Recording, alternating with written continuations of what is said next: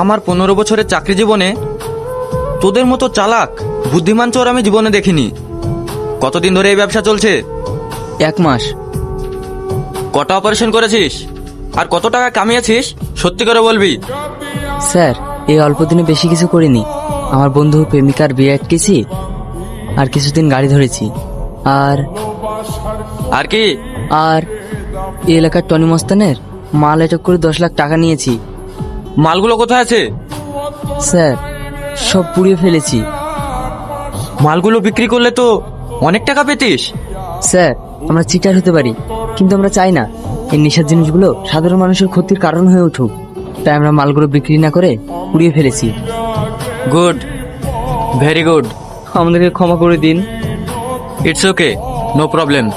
আজ গেলে সরকার আমাদের 50-60 হাজার টাকা বেতন দেয়, তারপরেও সুযোগ পেলেই আমরা জনগণকে লুটে খাই। আর তোরা কিছুটা হলেও জনগণের জন্য ভেবেছিস। এলাকার সমস্ত কালো ধান্দা বন্ধ করতে চাই। কিরে, পারবি তো? স্যার, আপনি যদি আমাদের সঙ্গে থাকেন আমরা অবশ্যই পারবো। Good luck. সেলিম, এই নাও মা, এই টাকাগুলো রাখো। এবার তোমার অপারেশনটা করে নেব। টাকা পয়সার কোনো অসুবিধা নেই। এতগুলো টাকা তুই কোথায় পালি? আর কাজই বা কি করিস? বাড়িতেও থাকিস নি?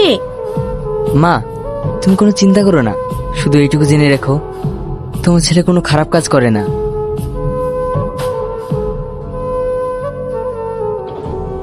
হ্যাঁ বল। কোথায় আছিস? তাড়াতাড়ি হসপিটাল আয় তো, আব্বা খুব অসুস্থ। কেন, কি হয়েছে? ডাক্তার এখন দেখেনি? অনেকক্ষণ হয়ে গেল হসপিটাল আসা, ডাক্তার এখনো দেখেনি। সেলিম, ডাক্তার, ডাক্তার, হ্যাঁ স্যার, বলুন। ডাক্তার কোথায়? এই পেশেন্টের এখনো চিকিৎসা হয়নি কেন? স্যার, ডাক্তারবাবু তো চেম্বার আছে। আপনি ডাক্তার? হ্যাঁ, হসপিটালে পেশেন্ট পড়ে আছে, আর আপনি ডিউটি টাইমে এতক্ষণ কোথায় ছিলেন? কাজে ছিলাম, আসতে একটু দেরি হয়ে গেল। একটু দেরি?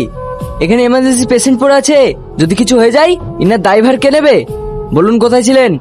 আমার চেম্বার ছিলাম।